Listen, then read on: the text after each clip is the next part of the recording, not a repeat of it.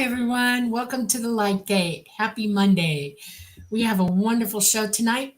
We are coming to you live from the beautiful city of New Orleans, Louisiana, at the United Public Radio Network at 107.7 FM and the UFO Paranormal Radio Network at 105.3 FM. We are on Roku, we are on Facebook, we are on YouTube, and many other platforms. We have a really cool show tonight. It is with a great person.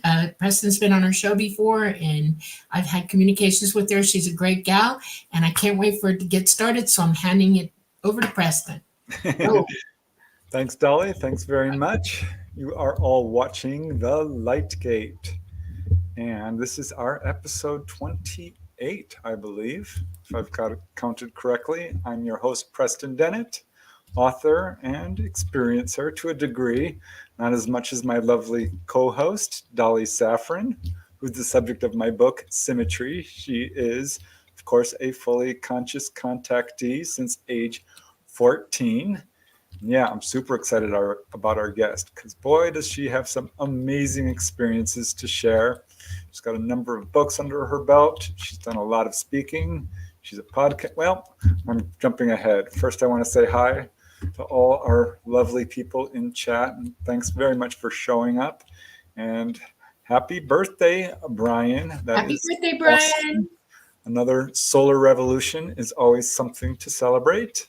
I want to say hi to all you other folks because we truly appreciate you showing up each week to hear our lovely guests. So hi to Kayleen White and Scarlet Fire, and hey, here's Michael Kennedy. Hi, Michael. Hi, Kylie. And of course, Amadeus Schiffer. You're gonna have to tell me how to pronounce that. I think it's Schiffer, but I don't know. Louise, nice to see you. Hope you're doing well. We just connected as friends on Facebook just shortly. Namaste. Thank you. Yes, I am looking forward to hearing our guest because wait do you hear all the experiences she's had. And I know Dolly already brought this up, but thank you. Namaste. All super chat donations are truly welcome. I'm working very hard to improve our show and all the production quality and all the things that go into it. It's a lot of work. I did a show many years ago, 20 years ago, and had to give it up because it was so much work. But now with Dolly's help and a producer, we're getting along. We're having fun. Okay, who else do we have here? Janice Connett, always nice to see you here. More birthday wishes for you, Brian. Who else? Dana Matthews. Rat Food. Thanks for being here with us. Your moniker always makes me laugh. It makes me smile. Yes, we're going to have a fun show tonight. What else do we have here?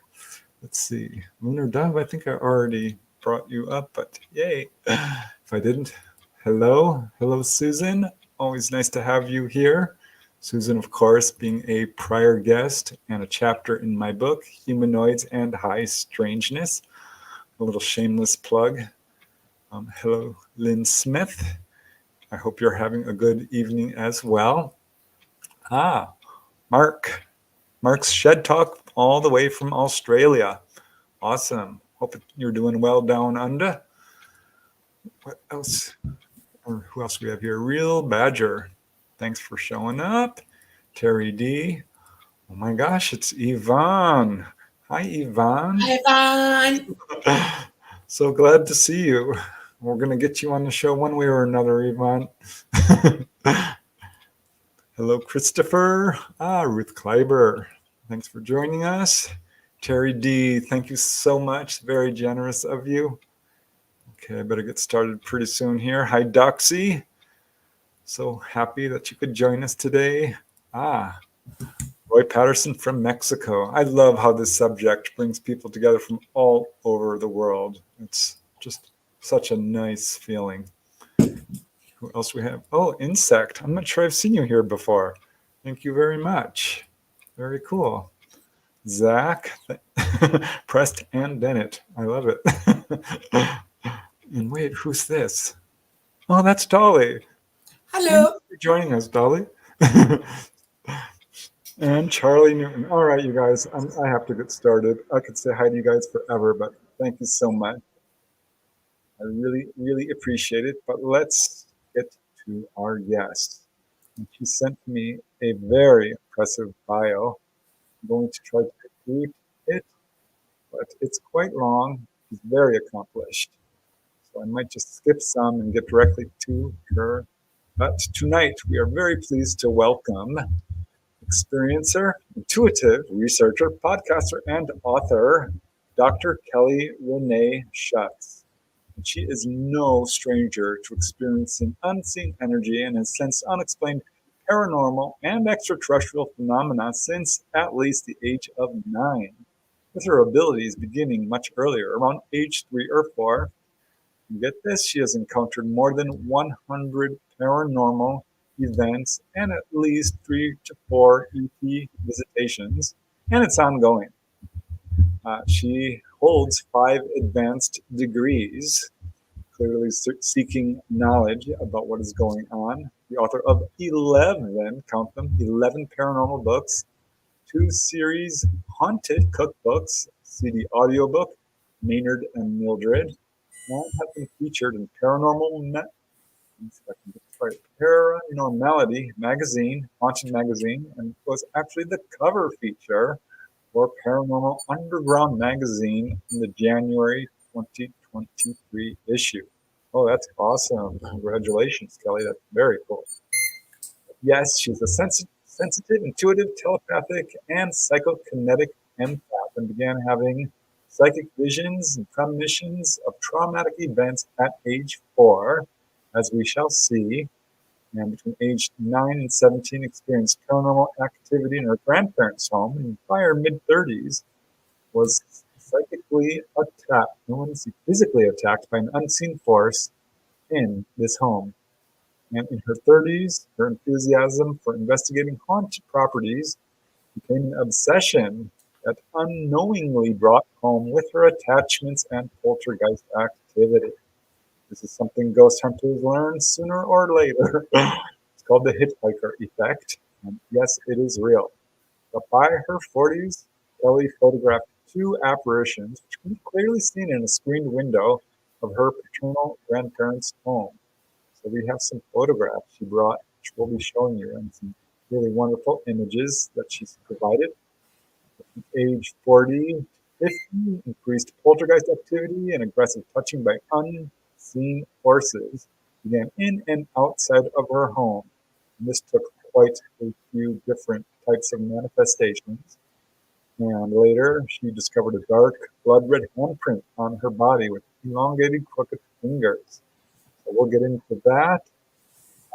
Underwent all kinds of interesting experiences with attachment removal and past life regression to determine the causes of all of this. So let's see. What else can I say here? She has accurately predicted sports plays, won jackpots in casinos, has done telekinesis. She's the host and producer of the TV talk show Disembodied Voices, as seen on Paraflix, the video on demand streaming network. He also hosts and produces a highly ranked paranormal show called Paranormal Encounters podcast series, which is heard worldwide on various platforms and on ParaX radio network, which I believe is where I met her. She was exclusively invited as media to interview the entire cast of The Secret of Skinwalker Ranch. Wow, that is an honor. At the PhenomenaCon conference in September 2022, of course, in Utah. Kelly is an educator, a voice actor, a storyteller, a personality interviewer, podcast TV talk show host, producer, photographer, artist, writer, conference speaker, cottage baker, and creator. I'm telling you, this is quite an impressive resume. Yeah. Really, it's amazing, Kelly, how much you have done. A former college professor and litigation paralegal with undercover investigations. She remains a lifelong citizen researcher and contributor and learner of life, focusing on the unexplained. Her popular podcast, TV show theme sends a message about delving into the Unexplained, which is, quote, be careful what you wish for. It's very good advice, Kelly. She and her husband are the voice actor creators of Maynard and Mildred, a 22-segment audiobook. Kelly, again, is the creator of several cookbooks, including Taste of the Midwest series, Ghoulishly Yummy, and Hauntingly Good Eats. And I actually have one of her books right here. So yeah, definitely lots of books for you guys to check out. But let's just bring her on because I am wasting time when we have such a good guest. Hi, Kelly. Thanks so much. Nice to meet and see both of you again. And oh, by the way, Preston, you can add one more thing to it. I have just written, and it is published already, a whodunit murder mystery book. Oh, wow. So that one turned everybody on their ear because no one ever expected that to come out of me. So very cool. Awesome. Yeah. Well, let me see. So what's it titled? What's it called? Let's see. Oh, Something Smells. Oh my God. I love it. Yeah, it's whodunit mysteries, and believe me, it shocked everybody that I even wrote such a book, including myself. So let's just say I was channeled. Let's just go that route. Somebody put it into my mind and channeled it for me. Okay, that's awesome. Very cool. Well, I'm so glad you sent us this little outline that we can kind of follow to explore your experiences. Which was a good idea because you do have a lot to share. And we would be all over the map. And I love that you sent these images as well. So that's always fun. But not everyone I know out there can see, but that's all right. We'll explain everything as best as we can. But I'm glad you started at an early age because this is always how I like to start the show, is asking the guest, how did this all start for you? When did your paranormal experiences begin and how did you get into this? And for you, it began with psychic visions at age 4. Well, yep. And actually, I had talked with I had a psychic on my show a while back, and we were kind of discussing this a little bit more. And she believes that I actually started or had situations occur to me already at the age of 2. And so my recollection from my perspective is that things were going on around age 3, 4, 5. And it all kind of began with my having dream visions. And I would be dreaming of these terrible things happening, such as airplane crashes or people having assassinations and stuff like that. And then the next day, and I don't know if you've got that picture, but to describe this to everybody, yep, there it is. For those of you who cannot see this right now, I'm going to describe it to you. So imagine a little girl having these dreams at the age of 4 or 5. And then basically going out to your living room, where back in my day, it was a black and white box television. And then all of a sudden seeing the exact same thing that I had just dreamt about on television. Now, this went on for a little bit of a period of time. And eventually I started thinking that I was the one causing these events because it was getting too coincidental. But there's a very important thing that I want you guys to remember as we go through this interview tonight. This situation right here has modeled my life throughout. And as we go through the interview, you'll understand, and I'll try to remember to bring you back to this moment. But that's where it all began. Wow. Oh, I'm going to be nosy. How old are you? Oh, my goodness. Is Dolly, my God, is my not working that well? I am 62. Okay, I'm a little bit older than you. I'm 65. So Okay. I know what you're talking about now. Okay, good. Yeah. Frame of reference. Are you bringing this up because of the box television? Yes. Yeah. Well, that was my life. That's a little box TV, yeah. Yep. Black and white. Right. Yep. That's Same TV. Yeah. Well, I've had a number of precognitive dreams myself, not that early, but I had a big psychic awakening around age 19 or 20 and started having all these precognitive dreams. So I know exactly how it feels when you wake up in the morning and you turn on the TV and you see your dream on TV. Yeah. And for me, it often was on TV for some weird reason. I guess I watched too much TV. But sometimes I would go to work and it would be a person's haircut or a gift or someone coming over, or usually tragedies, not Yeah. always. So, I mean, how does it feel when you see something that you dreamt about playing out in front of you in reality? Well, it's kind of weird, and I don't know if you have the ability at this point to jump to a picture that I'm going to describe to you in a second here. But I have had these occurrences go on all my life.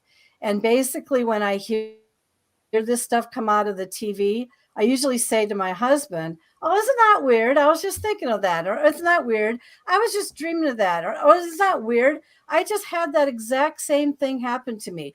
And so I don't know if you would call it a synchronicity or a coincidence or something unusual like that, but I had started to take note on all these little things, and they're still happening to this day.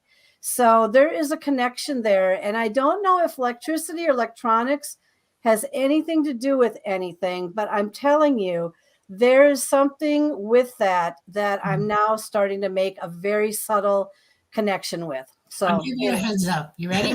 Yeah, wait. Can I brace myself? Yes, please. Okay. When Okay.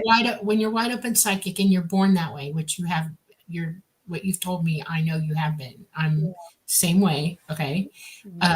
I hear and feel everything around the entire planet. Yep. And when the minds of everybody start to go to something as it's happening, they spread the message so fast. It's instantaneous, like light going around the planet, and it'll slam into me and I'll know what's going on as it's occurring. It's happened to me multiple times. It's not really synchronicity. It's you're wide open in communication with everything and you're hearing it and feeling it at the same time. That's what's happening to you. And it's a bolt when you realize it, because there is nothing that won't affect you, literally. And the more you know that you're doing it, the more it widens you out. So prepare for that. That's what I mean by buckle up, because once you make that connection from the conscious, your consciousness and your physical mind are linked up really, really well, and you've got a wide open circuit between the two, you just hear everything. People from the other side can walk up to you and talk to you, literally talk to you. It's dimensional beings can talk to you out of nowhere. Yeah. I'm in constant contact with Talata, my shipmate, okay? And I don't even have to think about it. I just, I think his name and talk to me, and he will come and have a chat with me. It is unbelievable ability. So you need to let somebody hook you up and check your brainwaves. I'm not kidding you. It would be interesting to find out what it is, Dolly, I've been wanting that actually for years. And I've actually mentioned that for years, it's not right now, but ever since I was 28, because I'm 62, I'm actually very telepathic. And right now I am having a very unusual experience with a gentleman who's 4,000 miles away from me, who is technically my ex-boyfriend from several years ago. And I can literally sense him, feel him. I know when he's thinking about me, and I know all of that. And so I have been welcoming, and if anyone knows anyone that they refer me to, I honestly, yes, Dolly, I have had, and I can hear things all the time, especially when I go into a casino. Yeah. I have one. Let's not jump ahead. Okay, all right, we'll go back. Just one more thing about this, seeing these events happening on TV. I mean, did you feel like this was something you were causing, or Yeah, I felt after it was like the third, fourth, or fifth one where I kept saying all the time, even as a little kid, "Well, I'll be darned, look at that. I just dreamt that." But then all of a sudden I thought, oh, wait a minute, I'm probably causing this because it keeps happening. No, you're hearing it. Yeah. You're absolutely hearing it. Preston can do it too. We'll sit and be watching something on television, and he's like popping what's coming before they even say it. He'll work or I'll do it, or we know answers before they even come in on Jeopardy and stuff. It's like, oh my God. I can predict sports plays. I predicted the last 3 Kentucky Derby winners. there's lots of things I can do that is that, it's interesting, but yes. Yeah, I'm really good at awards shows. I I can know. that's for some reason I'm like, this person's gonna win, because I can kind of see him celebrating. Yeah. Yeah. Yeah. I don't know what it is. Anything that's connected to you personally. I love animals. I would have a lot of precognitive dreams about animals in distress, or the dog answers him. He'll psychically tell the dog what to do, and the dog will do it. It's just like, yeah, look, you can do it. Yep. So that's something that didn't stop at any point. You still have the other day I had another guest that I interviewed on the show, and we talked about invitation to your awakening, invitation to being awoken. And she said, this was what she said. She said, sometimes you just need to be invited. So I had started to sit and kind of think back, and I thought, yeah, when I think about my life now, and to answer your question, I have been evolving. I feel into many different types of twists and turns for quite a while now. Yeah. And it started out very simply. I didn't know if it was spiritual. Then I thought it went to paranormal. Then I think it went now to interdimensional / extraterrestrial. And then I don't really know what I'm going through right now. I'm going through a different phase right now. But to answer your question, yes, it keeps evolving, and things are absolutely amazing. So very track cool. yourself, journal and track it. Yeah. Everything that happens. Yep. Yeah. You call somebody, tell them, I think this is coming, let's talk about it for 10 minutes. And then if it happens, you have witness, and you journal it, you just keep track of every time you target hit something correctly, because it strengthens your ability when you do that. Because when you know you're doing it, it's like, oh, I'm doing this right. And the same feeling you get with it, you can reapply again and again and again, Yeah, I've been noticing that for a long time. And there are days, though, when I kind of wanted to just stop and slow down a little bit, because I am also, and people, those of you listening and those of you watching, if you are familiar with the term beacon, I am quite a beacon. No matter where I go, here they are. Doesn't matter where I am. Here they come, and they're whispering in my ear. Now, if you said this to a counselor or someone, they'd probably put you on medication. Okay. And it's like, no, I'm not. I know better than to sit there and say that I can hear people in my head, but I can hear something talking to me in my head. And so I have people debating me. Oh, it's your intuition. Oh, it's this. Oh, it's that. I'm not quite sure. When someone tells you, and I don't want to get ahead here, Preston, because I know you're getting there, but the winning slot machines, I'm sorry, where is that coming from? So, right. Frequency, they admit a frequency you get when they're getting ready to deliver, and you just know, you hear it. I'll tell you what happens. I know it's going to sound crazy, and Preston, I don't want to get ahead because I have a picture that you can show people, but it's what happens is I go into a casino and I just stop for a moment and I say, and my husband will vouch for this, by the way. He watches me in action. He really does. And I said, just give me a minute. And I said, okay, I'm ready to be connected now. And that's what I say. I'm ready to find that winning machine. And so I literally hear, I know it sounds crazy, but this is what happens to me. I literally hear, go forward, go left, go right. No, turn around, go back, and now sit down. This is what I always hear. And if you can imagine someone looking a little nutty, I actually argue with myself sometimes. I'm not sitting there. That's a boring machine. Someone else can play that machine. Sit down. And so it's like, okay, so I sit down. And I kid you not, probably within the first, maybe 50 spins. There we go. That's me, everyone. For those of you who can't see these images, I hope you'll come back and watch this show, because I've got a lot of images we're showing tonight. But that's me. And it's just like, there we go. Boom, bingo, done. It's a machine that's not necessarily my favorite. It's just for some reason I'm electronically inclined to. I can open elevators too, by the way, without pressing the button, but that's another segment here. But something with electronics really connects with me. So It's amazing. Very interesting. Wow. All right. Well, let's move to age 9 through 17 in your grandparents' home. Yep. So I think you started to learn you were clairaudient and psychic abilities. Yep. Yep. So, and I don't know if you can grab that picture of the one Okay. in the kitchen. Yeah, hang on, give me a second. Yep. So I'll tell it as you go, as you're grabbing it. So I don't know about anyone else out there. Maybe you can relate to this. You go into what you think is a familiar home, a place of love, and all of a sudden you're there by yourself and you feel kind of creeped out. Okay. And you're sitting here going, why am I feeling anxious, stomach aches, stomach jabs? What is going on with me? Okay. Well, I used to have to go to my grandparents' house at a young age after school.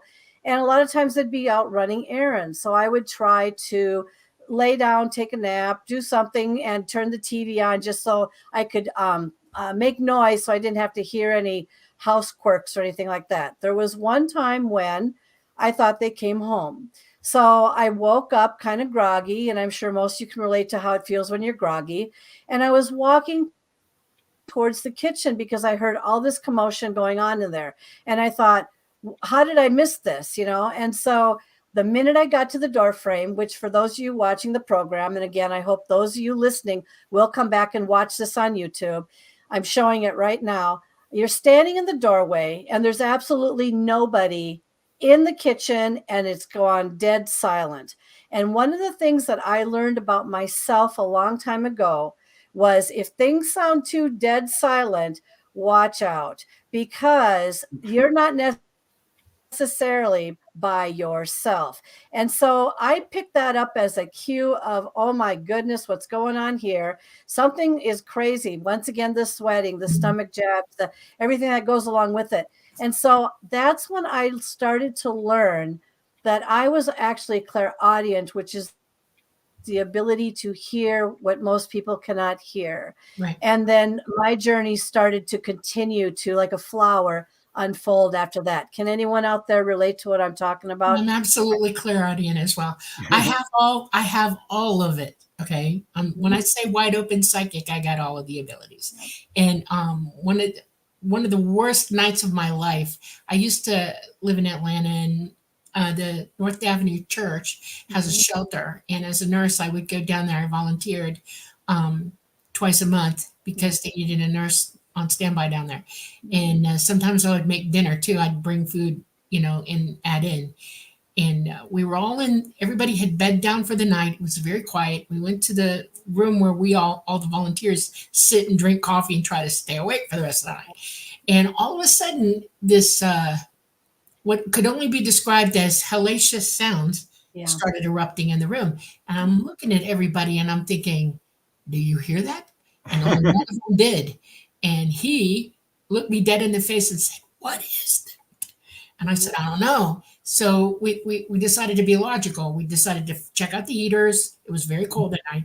We checked out the air conditioning. We checked out for electrical, everything. I mean, we went all over the place in there looking for where that sound was coming from. And it was only coming from the center of that room. There was nothing above our heads, no below us, nothing. We sat there for an hour listening to it, and I finally had enough. Yeah. And I said, I don't care who you are, what you are, why you are. Take it home now.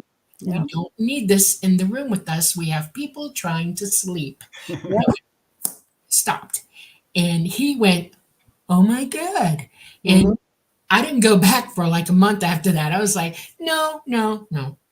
This is a church. Something was trying to come in on us, know. And my point is this. When you're wide open psychic like this, sometimes negative things do come at you, and you have to be ready to deal with it. Shut it down, move it out, get away, that kind of thing. That one creeped me completely out. I mean, I heard people screaming and writhing in pain, and it was thousands of them at one time. I've got one, Dolly. I've got one for you. Okay. I've got one for you. So, I mean, I've got hundreds for you, but here's one that will kind of model what you're talking about. Okay. So, and Preston, we haven't gotten to the extraterrestrial segments at all yet because we're way beyond that. But there was one time when my husband and I were in our bedroom, and it was probably around 3-ish in the morning. And Yeah. I woke up, and most people think you're like lost your complete mind. It sounded like some type of a ship, like back in Star Trek days Yeah. when they always, like Captain Kirk, they came off the whatever they're coming off of. And it sounded like there was ship doors, I kid you not, opening up Yeah. in my Wow. bedroom. And Wow. I sat there, and I said, my husband, why does my husband always have to be asleep when all these things are happening to me?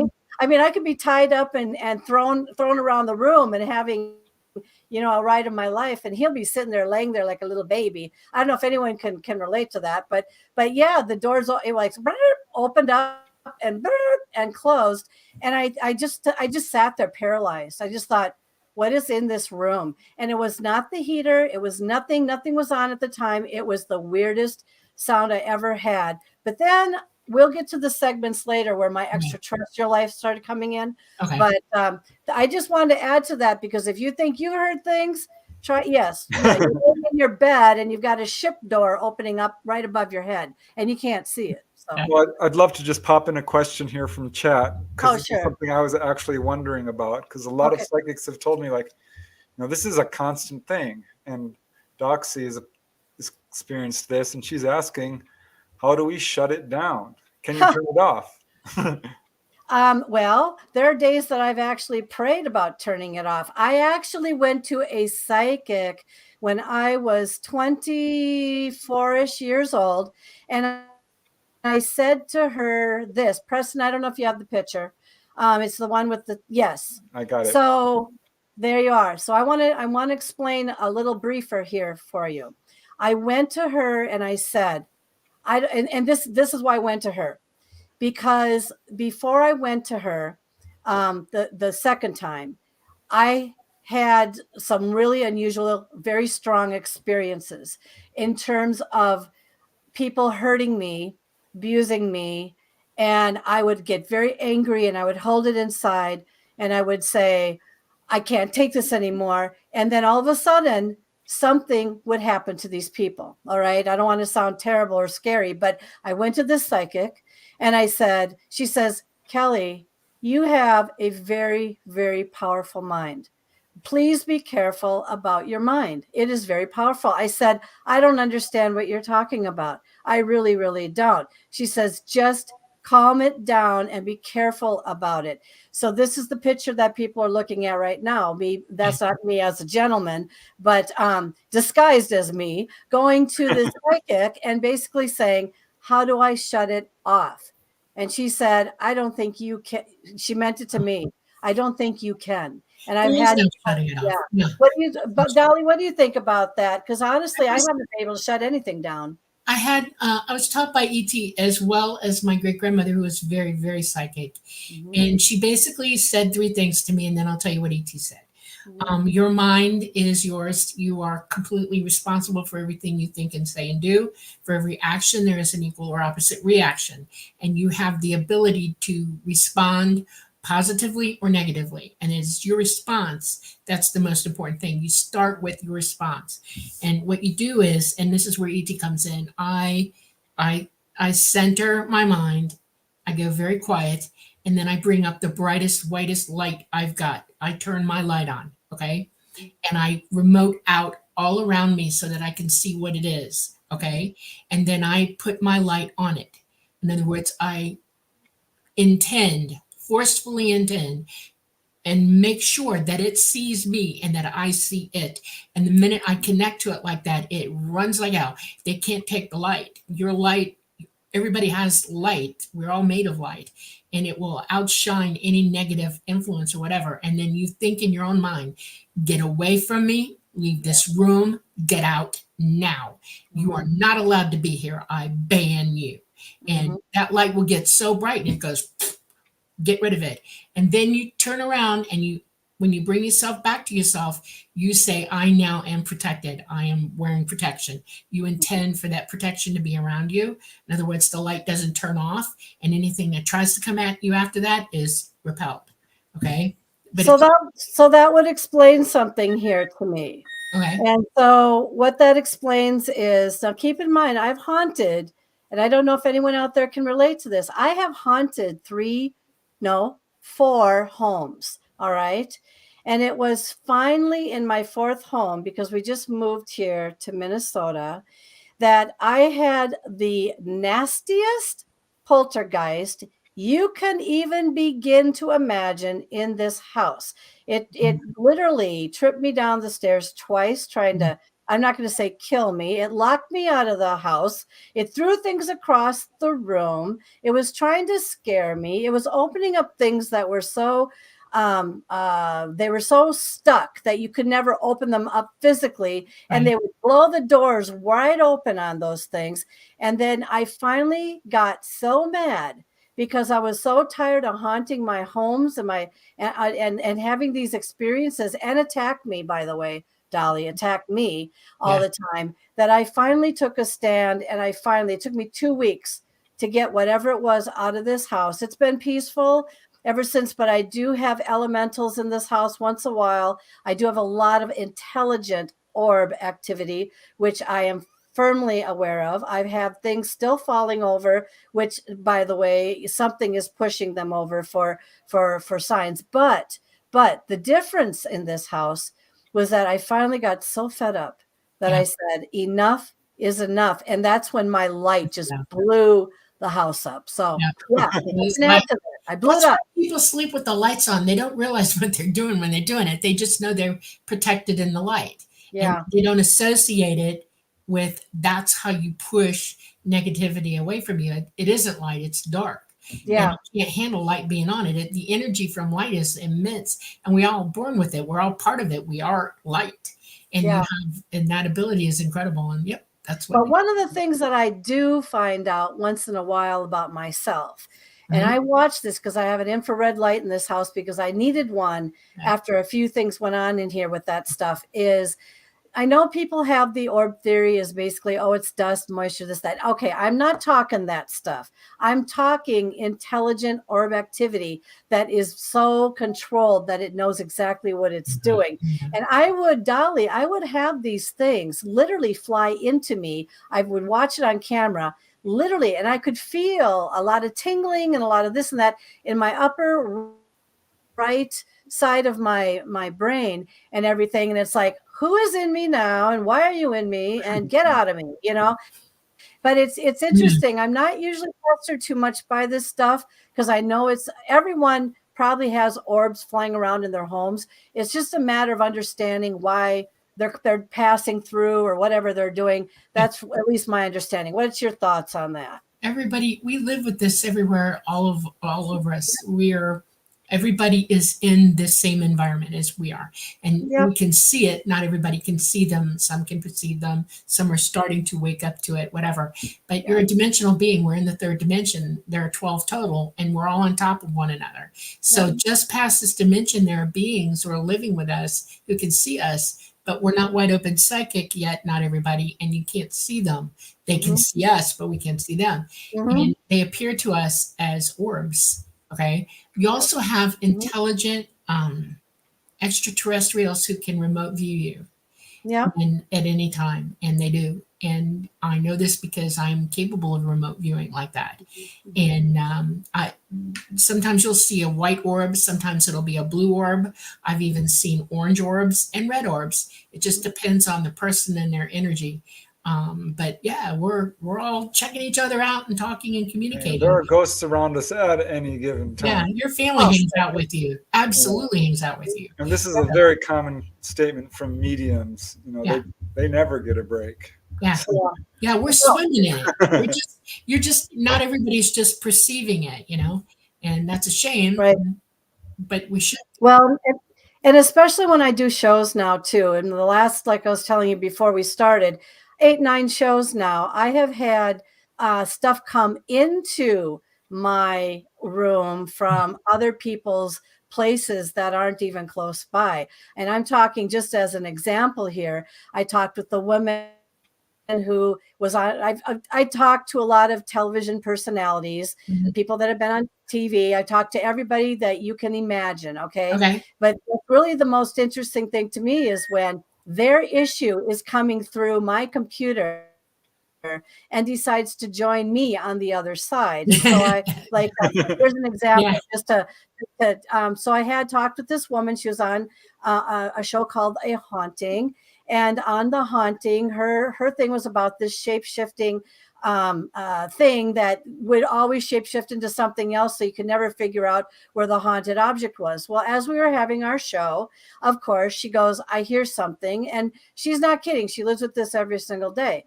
And so while we were going on, she said, I have to go check something out. So she went to the bathroom, and whatever it was, decided to take her makeup case and dump all of her products on the floor. And, you know, that's one. There was a gentleman who had haunted dolls. He was just explaining a haunted doll to me when this orb comes swishing around his head a couple times and goes right back into the haunted doll. And on my end of it, they will even report to me, Kelly, I saw one go in front of you. Kelly, one just went behind you. I know this because I live with this. Yeah, they want to join me in on my interviews all the time. Yeah. So it's interesting, but I have to preface this a little bit more. Knock on wood. Other than except one situation that happened to me, which I hope we'll talk about at the end. They've been relatively friendly. They're just pests. That's all. Yeah. I got one of my best friends in the whole wide world is in the chat tonight. Her name is Yvonne Watson, and she's a paranormal investigator, and she does Reiki and she does healing and stuff like that. And we did Georgia CE5s together. And one night we were doing a CE5 and we're getting all set up, you know, and she's taking all her stuff out of her little wagon that she has. She has me a radiation detector. She hands me an oracle and this stuff. And I won't talk about the radiation detector, but I want to talk about the oracle. I'm sitting there and all of a sudden it starts talking to me. And everybody turns around and looks at me because it's determined to have a conversation. And I said, who are you? And it answered me. It said, Norman. I said, hey, Norman, what are you doing? And he kept going. And Norman was enamored of me, apparently, because Norman went home with me. He followed me home. I had a long way to go. I was in Georgia. I had to go all the way back to Florida. One of the other guys in our group was halfway from me home, so we followed each other. It got into my car and started turning all my lights on, my flashers, my blinkers, my windshield wipers. I had to pull over, okay, and tell him to stop. Stop now. He's back there going, Jesus, what the hell's going on? Have you ever had two hitchhikers come home with you once, Dolly, where they're sitting in the back seat, you can't see them, you just left an area, you have an hour drive, and all of a sudden you smell two different cigarette smells, two, not one, but two different cigarette smells. And I thought to myself, you know, if they show themselves, and this was about 1 o'clock in the morning, if they show themselves at all to me in the rear view mirror of which I'm looking at, I swear to God, I am going to run off this road. If I run off this road, the road went down into a deep ravine where they would not have been able to find me probably for days. Yeah, don't let anybody take my attention. My focus is always on what I'm doing. If you're checking with me like that, you're just going to have to deal with the fact that I'm going to tell you to shut up. Yep. You know? Well, in my case, I rolled down the window. And I kind of did a little sniff to see if it was like I was in the area of like maybe some kind of a factory. And that definitely was not. And so what I did is I just said, get out. And so I would say they left me at about 20 minutes into the ride. But I will tell you that was so weird because I could actually smell the two different kinds of cigarettes. It was very told me something about yourself. I don't know if you realize it or not. You're not just auditory. You have a smell sense too. Yes, I do. Everybody has a different sentience. And I can tell who's visiting me by their smell. You know, like one of my grandmothers is all lavender. You know, my dad is Old Spice and lemons and limes, and you know, this is part of what being psychic is. There was a lady I worked with, Claudia was her name. She said, Preston, I can't drive by any car accidents. If someone died, 10 to 1, they're going to hop into my car and follow me home, and you have haunting for 2-3 weeks until you can talk them through it. Yep. Okay, so I'm going to go to our next talking point, Kelly, which is you in your early 30s, physically attacked at your grandparents' home in the pink room. And I love these illustrations you have given to us because they really bring another element to it.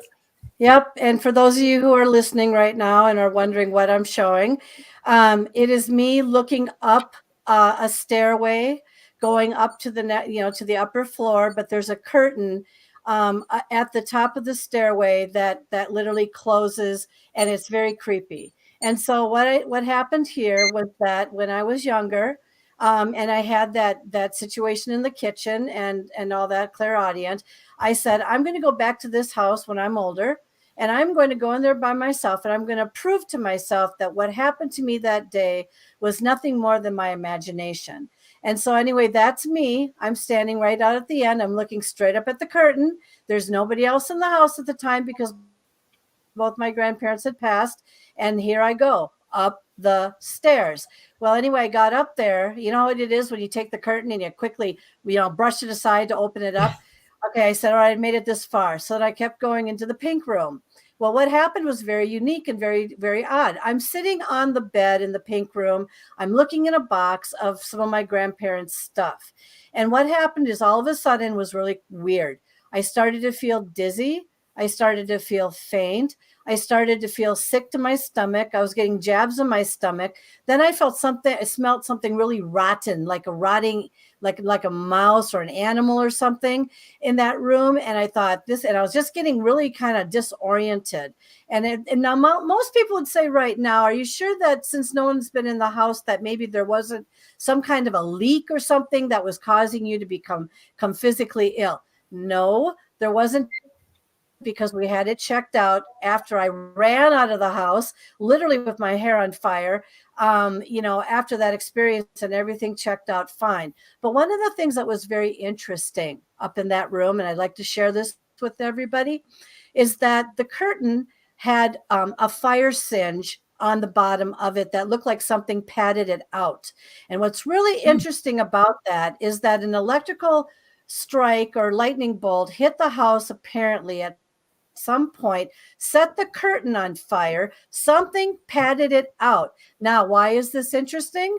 Because I went and did some research and found that the house, just before it was rebuilt a little bit, had a fire in the kitchen. And the fire in the kitchen killed the owner who was there at the time. And for some reason, I believe to this day, as God is my witness, that what was remained in that house was, I'm just guessing, speculating, was the owner that died in that fire.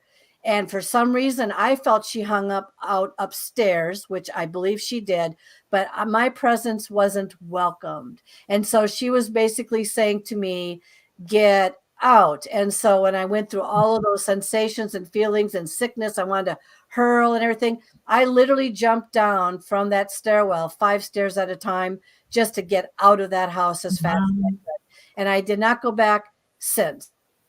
So, well, I did for with family members, but not by myself. Have you tried to learn how to clear an area? In other words, Michelle is really good at it. Michelle is like exceptional. Okay. Well, as long as it doesn't involve saging, because the thing is, I'm allergic to everything. No. You ought to talk to her about it. I'm not kidding you. She could probably help you with that, learning how to clear, because that's one of the tools in your toolkit that you need to have. When you're psychic, you need to be able to tell anything that's going to bother you like that. Look, you're putting up with me for now. Just stay back. I'll offer you a ride to the other side if that's what you want. But for right now, I'm in control of the situation, not you. Just come along for the ride or stand back, get away from me. And there's ways to do that. And you have to exert your ability over it, because it's going to force, it's funny too, because a lot of energy, from people who have passed or whatever, and they're hanging out with us, they seek our energy anyway. They come at us like, ooh, it's almost food to them. Okay. And then they try to overtake you for it. And fear is one way to feed a negative entity in anyway. That's so you correct. have to learn how to turn that around and not let fear encompass you or make you run. You need to learn how to push it back. So ask Michelle. She can teach you. Yeah. Well, I like your next talking point, because this was something I did after learning about ghosts. I'm like, you know what? I need to start going to some haunted locations. You talk about in your 30s going to haunted bed and breakfasts purposefully. I went to the Queen Mary, had experiences there, and a number of haunted, what do you call them? Missions. That's Missions. Right. Mm-hmm. But yeah, here we've got a little illustration that you provided. Yep. Okay. Now this one is for this illustration here. This one, I'm going to jump back and then I'm going to jump to this illustration. So for those listening, at least they can kind of, then we can go to that one in a second. So yes, how I managed to go to those bed and breakfasts was because I always was intrigued about wanting to have an experience with an apparition or a ghost. And so on my grandparents' property, and you'll show that one in just a moment as we get there, I had always wished. That's why I say be careful what you wish for, because if you manifest that at just the right time, you're going to get your wish. All right. So I was about 14 years old when I had started wishing to see a ghost and all that sort of thing. And then when I started having these experiences, I thought, especially the telepathic one, then I thought, you know what? I've got some abilities here. I want to test this out. So we went to this bed and breakfast, this first one at Litchfield Plantation. Now that picture that you have there isn't that per se. This is a picture where something is being hidden on me, which will come a little bit later. I may not even have a picture of what I'm referring to here. But what happened to me there is one of the things my husband said, who didn't believe in this, was we went into this haunted property, and he makes the announcement, "Bring it on, ghosts." And I said, "Don't do that." I know. And I said, "Don't do that, because if you do that, then they're all going to come at me and I'm never going to be able to handle myself tonight." Well, that place was my first real place where I had so many experiences. Do you have the picture? You should. Preston, look for the picture with the one with the sparks flying out of the television, and there's a rubber ducky that's literally sitting on the ledge. Go through them a little bit. You'll find it. All right. You'll find it. It has sparks flying out. We're laying in bed. Let's see it. Yeah. So put that up. There it is. All right. This is Litchfield Plantation. And so everything happened to us there, from hearing the footsteps. We were in a villa by ourselves. And so I thought other people were coming in to join us because, more people could go into the villa. And it wasn't. It was us that night. And so what happened was I heard footsteps. I thought it was my husband. Nope. Wasn't footsteps of him. It was something else. We were separated at one point. And basically, in a nutshell, I went to the bedroom and he was outside, and I shut the door, and the door did not have a lock on it, but he could not get into the room. This was my indication number 2, which was, oh my God, what's happening here? It was not a stuck door. It was like proving to him, oh, bring it on. I'll be happy to bring it on for you. And so the door was stuck. He couldn't get in. I couldn't get him in. And I started panicking on the inside of the room because I thought something was going to hurt me. That night, my makeup products, sounds of them, were being dropped onto the floor, but they never got dropped onto the floor. The rubber ducky, for those of you, there's a rubber ducky in this picture. This rubber ducky was moved from one side of the room to the other side of the room, but the clicker was when we were laying in bed and I was laying there trying to sleep, and all of a sudden he says, "What the blank?" And I said, "What?" He goes, "This TV just blew sparks out at me." And so, but it's not sparks from a dysfunctional TV. It was sparks from something else shooting out right at him. Huh. Anyway, it was a really active room and property, but I started going to many bed and breakfasts, and eventually we'll get to that cycling mirror, unless that one's coming up. That was my most terrifying situation that made me stop ghost searching for a long time. But do you know what happened after that? I started bringing stuff home with me. I started haunting my homes and my houses and thinking, oh, do you remember the movie or the show, The Ghost and Mrs. Muir? Yeah. Do you remember that? Yeah, sure. I was in my bedroom putting some artwork together because I'm an artist in an artist shop. And I turned on my ghost talker, okay? And it started commenting, "Oh, nice artwork, like that, very pretty." And so I said, "Oh my God, I've got a friendly ghost in my house who wants to live with us. And I didn't think anything of it at first. I thought, you're more than welcome to stay as long as you behave yourself. Wrong. I did not know what happened there, but that house became so active. And it was at the point, Preston, do you have the picture of me being choked? Can you see that where I'm laying in bed and you can see it, like the same image that's behind my head here? You'll see it right behind one of my head over here. Give me yep. It was. I'll find it. It was the point where one night this ghost liked to sleep or whatever it was between my husband and myself. And so basically what happened there was that this nice ghost that I thought was in my house either attracted something else in there or it turned against me. And I started having choking episodes where I couldn't breathe. No, not sleep apnea. I know people are thinking, oh, it was that. Nope. It was like, have you ever heard of something scream in your ear before? Like a hag sound, like a witch sound? I was getting witch haggy sounds being screamed into my ear. And then the next night I would be choked to the point where I couldn't get its hands off the grip of my neck. And so that's when I decided it was time to move. And so I learned from all of my travels and everything. I didn't know at the time. Most people do not. They go in, they have these experiences and they don't, even if you tell them, stay home, I don't want you coming home with me, they come home with me anyway. And maybe we'll get to that point where I had 16 attachments taken off of me after. Oh yeah. And that experience in and of itself, by the way, is enough to make somebody sit down. So Preston ID. Yeah. All right. Yeah. We'll take our quick station break right now. Thank you, Dolly. I remember, just so you know.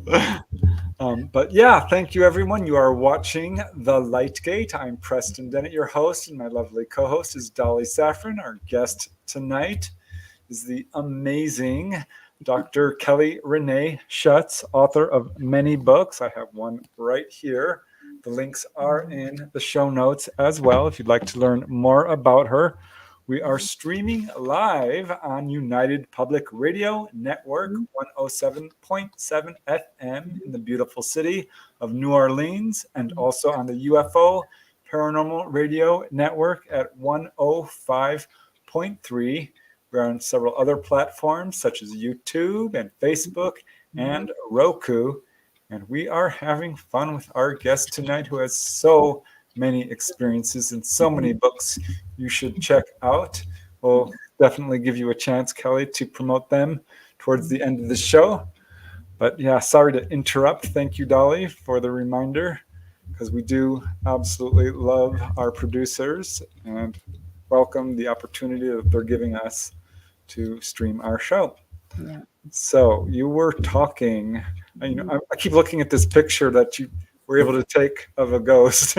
I'm itching to get to it. Oh, are you talking about the one in the house? Yeah. Yeah, it's the one that's a little bit autumn colored. Yeah. You'll see Okay, it. I'll pull that up right now. Pull that up and I'll explain. There you go. Now, for those of you who are listening, please go to the YouTube show. I'm showing all these pictures. Nope, you had it. Bring it back there a second ago. There you go. Right there. There. Perfect. Love you. Yeah, what you're looking at, for those of you who are watching this show and those of you who are yet to watch this show, remember when I said I wanted to see a ghost at the age of 14?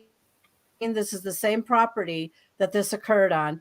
And what happened here is that one day a straight line wind tornado ripped through this property, did not affect the house, knocked over a 200-year-old tree. And I was there by myself just checking out to make sure that the property was okay. And so in a nutshell, I had a regular camera with film and I was taking all angles of, can you see the image? If you can, let Dolly there you go, right there, stop, right there, right, stop there. And so I was just shooting pictures. And what you're looking at right here, that's a screen window. That's not a plate window.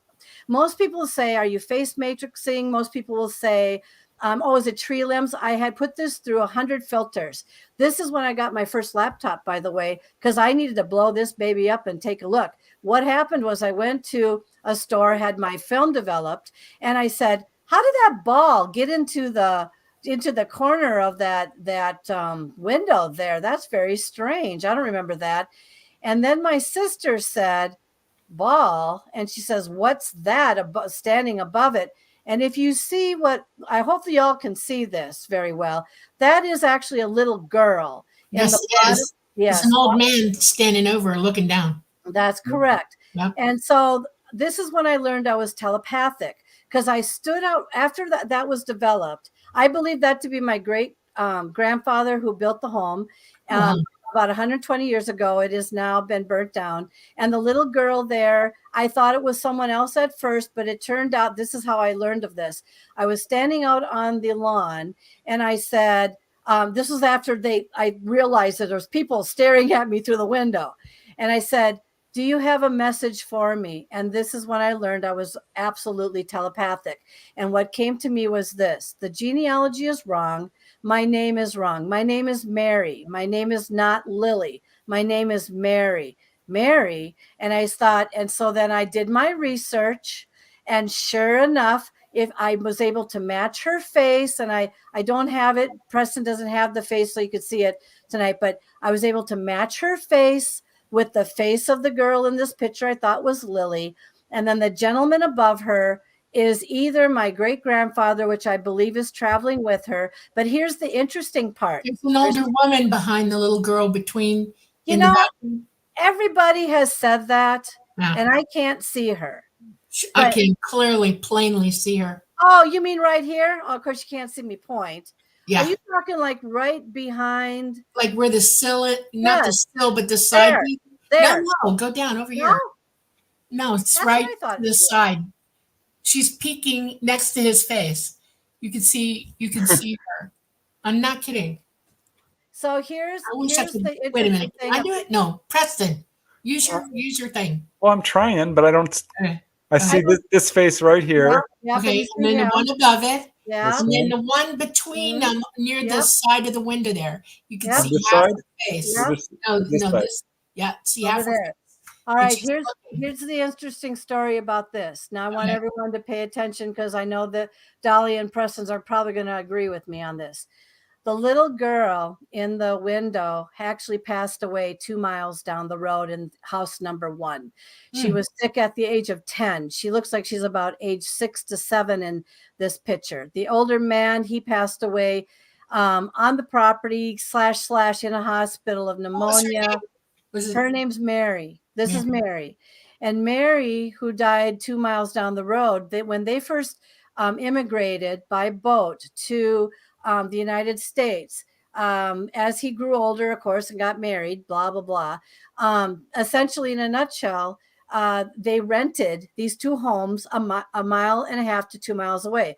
What's important about this is that just because somebody dies somewhere else doesn't mean they can't come and haunt your home. No, of course not. You didn't go anywhere. The woman's name is Lily May.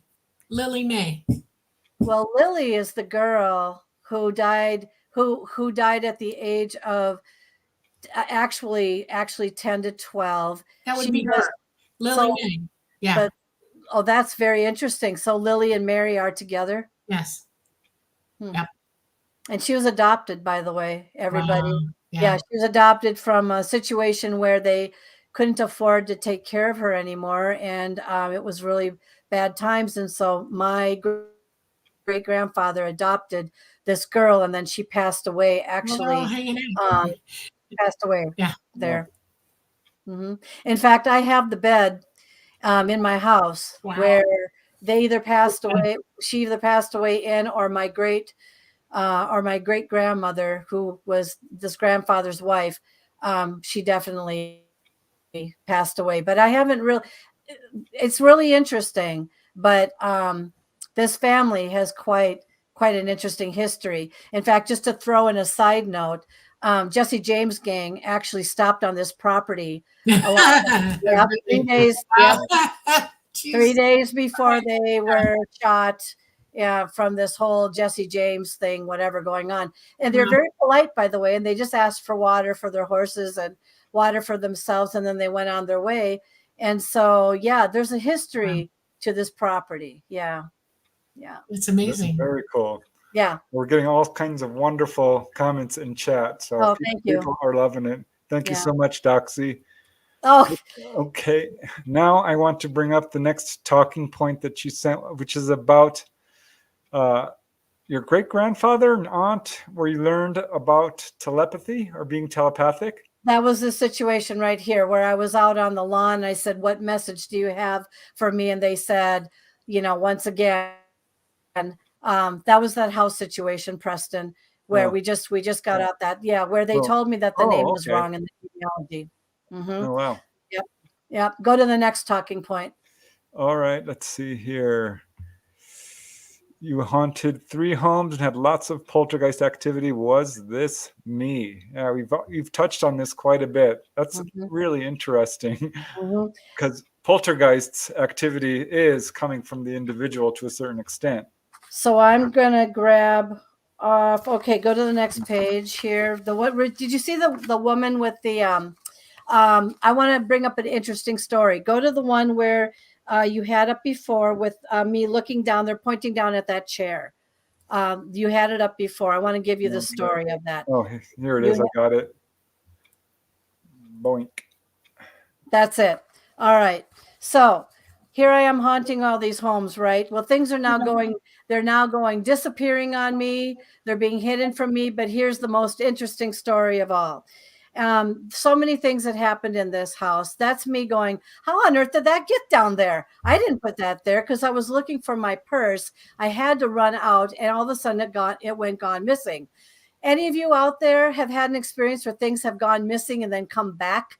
All right. So what's really interesting, though, is that when my husband found this, I said, I told you this house was haunted, and we had so many experiences. So what he did is he made another smart act comment. And I said, don't do that. You're going to make them upset. So what happened because of this situation?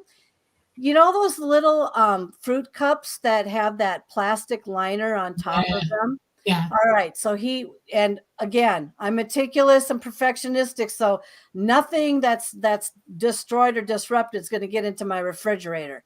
He grabs the cup. He puts it in his lunch bag. He goes to work. And so what happens at work, he gets to work and he finds out that the fruit cup has a slice, like something took a knife and slit over the top of it, and it dumped out the contents of the fruit cup inside his lunch bag. And so he comes home and he goes, I don't know how that happened. I said, you know as well as I do, those fruit cups never had anything wrong with them at all. And I said, because you made them mad, they're just now getting a little revenge on you. I said, you got to watch out what you say around here. So, of course, he gives them a timeout for 75 years in the corner by our fireplace. I said, that's going to keep them there, But see, these entities loved me so much that they would do all kinds of things in that house. Once again, I'm haunting another house, and I'm bringing in my beaconess is bringing them in from everywhere, and I've had them talk to me. So yeah, that was just kind of the story of that. But go to the next page. Where do you want me to kind of tell people a little bit? I want to share with people some of the things I've gotten through. Just here you go. Hang on for the ride here. Movement of objects like clock dials, elevator doors opening up, keys moving and locking myself out of the house, etc., etc. Hiding of personal objects, breaking of objects, slicing the fruit cup, choked in bed, screaming in my ear, put in trances. Now that one was fun. Trickster luring. If anyone's ever been trickster lured before, it's where something's making a sound, wanting you to get up and then go investigate what you're hearing. My stuck wardrobes that I would have to pry open with something else fly open. Aggressive touching. Not to be graphic, but I was butt swiped in that house that you just saw the picture of. I was casually sleeping and something so rudely touched my bum. All right. Possessions kicked up into the air. That happened at another bed and breakfast. I've been called on the telephone, by the way. And also then my college classroom started to get haunted.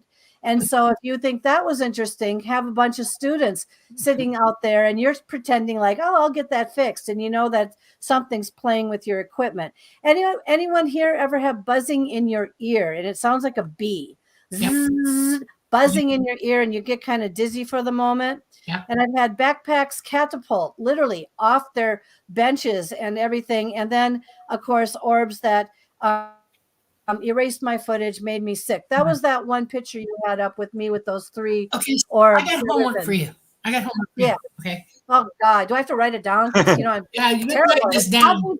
This is a good one. You need a daily Yeah, go notebook that you write in. Use a pencil because pens don't always work.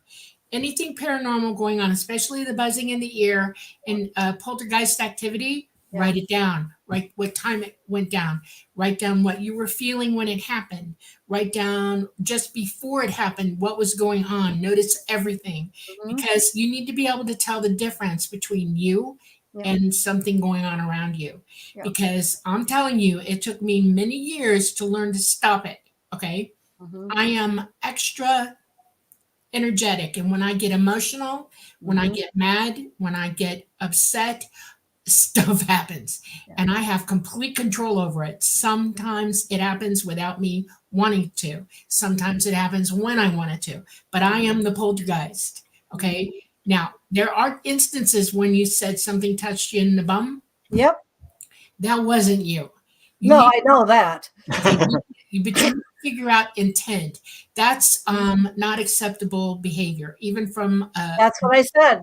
Yeah, and that's what I said out loud. That was not nice. You woke me up, and that was off limits. Set the cage out and say off limits.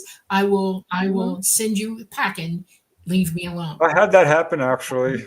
Once I woke up because someone was touching me where they shouldn't be touching me. It wasn't on the bum. Oh my goodness. And I woke up and I could still feel it. Yeah, I know. And I'm looking down and I'm like, well, what the heck? Yeah, I know. That's probably would have scared the pants off of anybody, but you know what? It was just a spirit. They don't really scare me for some reason. Yeah. But I'm like, wow, this is fascinating. This would freak anybody else out. Stop doing this. Who's ever doing this? Because you could feel it. Oh, yeah. I could feel it when I was laying there. I was in a nice, peaceful sleep. And it was like something sweat. I can't help it. My bum was sticking out of the whatever, and and then it would look tempting. Well, you know what? Take your temptation. No, not allowed. But yeah, when you're wide open psychic, it's like being 2 years old. If you've got abilities, you're going to use them. Whether you realize you're doing it. It's like a kid trying to walk. He's going to fall down about 50 times before he gets up on his feet, but he's going to keep trying. And it's mental as well as a physical desire to do so. Well, you got abilities, okay? And what happens is you get bored or things are going on and you got emotions going on and you're thinking things. And the next thing you know, boom, I've slammed cabinets more times than I can tell you. I can turn the TV on and off. I can move objects. I can do all kinds of crazy things. And it's me. I'm no longer surprised when things start popping off in the house because it's me. And I have to stop it. I have to calm down, take stock of myself. I make notes of it. It's like, okay, today I did this, this, and this. And I try to only use my abilities when I want to.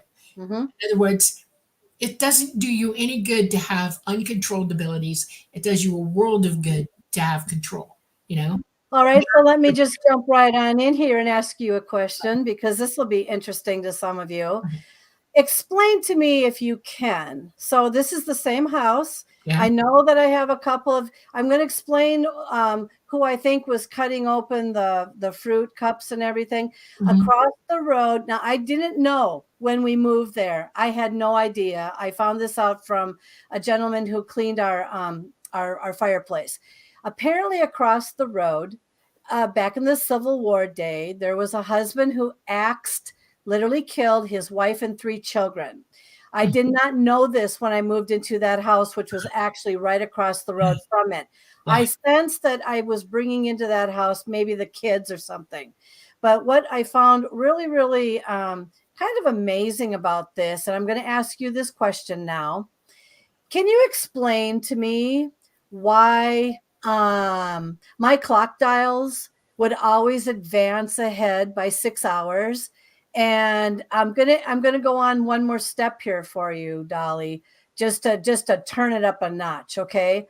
So I'm noticing that I have this clock, And this clock is when I have activity going on, I notice that the key in the door will turn to a locked position. I notice that the clock dials are advancing by 6 hours ahead. But what was really creepy to me was when my husband and I went on a trip. We were 1,500 miles away. I left the house. Everything was as it should have been. And for some reason, all I thought about was the clock in my our master bedroom. And when we got home, it was also 6 hours ahead. So now am I telekinetic, psychokinetic, the whole 10 yards, right? Yeah, you're doing it. You're doing it. It's you. I want to tell you something. I want to ask you a question. I want everybody to hear what I say. Okay. This bothers me a lot, and I'm going to bring it up now. It's a perfect time. When you go into a haunting, and it's a place where they want it to stay haunted, so you're going to go in and experience it. Okay, that's one thing. But when you have in your own personal space a haunting occurring, the idea here is not to allow it to continue. That's your space now. It doesn't belong to them. It belongs to you. And one of the things that you can do is clear it, get them out, send them packing. You can either send them to the next realm where they need to go.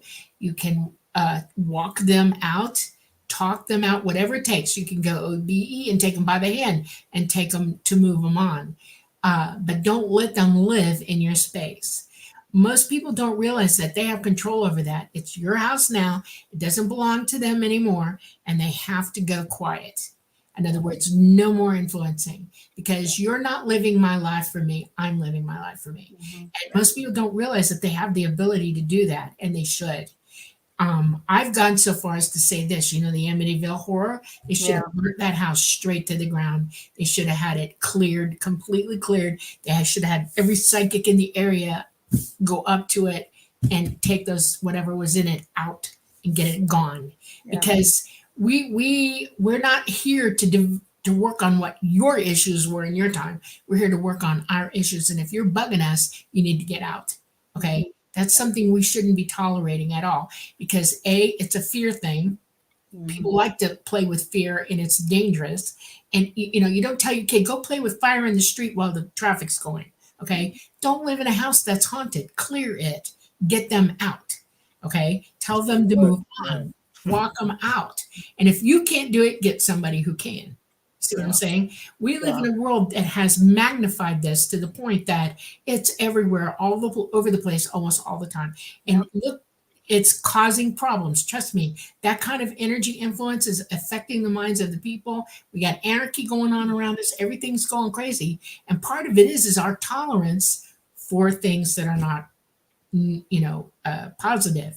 It's more toward the negative, and people need to start thinking that, get it out now. If you want the change, that's where you start. One of the things that has always been, when I talk to some of the guests also on my show about this, they get very hesitant when they come to the realization that maybe possibly their grandmother, their mother, their deceased father they're living in that house with them. So the one thing that always to me is like this: nope, assume it is not your grandmother, assume it's not your father, assume it's not your deceased whomever or whatever, because chances are likely, from at least what I understand in talking to a number of people, even if that were the case and you love them dearly, the other thing is they can also be a beacon and draw in some of these other energies. Like in my case, thinking I had a friendly ghost who just loved my artwork. And all of a sudden I'm finding myself being choked to death and strangled in bed with something screaming in my ear as if there's no tomorrow. Yes. My attitude with it now, when I have things going on, it's kind of different because I've been down this road so much a little bit. The thing that really drove it out of me was that cycling mirror. And I don't know if we're at that point yet, which we'll show them in a minute. But the thing is if you want to talk about terror, that then once you hit your terror point, the point where you get the most scared doing your ghost searching, then if you don't have the thought of, I think I should give this up for a while, then I don't know. But I've changed my attitude to kind of like this. Oh, you want to throw that across the room? Good one. and I just try to not react in fear to anything anymore. And I just find that things calm down a little bit. Yeah, just it all goes back to what you said earlier, and I'm gonna bring it up. Be Yeah. careful what you wish for. Yeah. You can get it. So, Preston, put up that picture next of the cycling mirror. I think this is perfect for that, because this all kind of leads right into this a little bit. This is my most terrifying, absolute terrifying, haunted bed and breakfast / in Shrewsbury, United Kingdom, when I started going over to see if their hauntings were any different than the hauntings over in the United States. This is the one with the handprint on the mirror? The one in the bed. No, you'll see us in bed, and you'll see a mirror to the right-hand side that looks like it's kind of cycling, and it's got it says cycling around. You'll see it. It was right after me.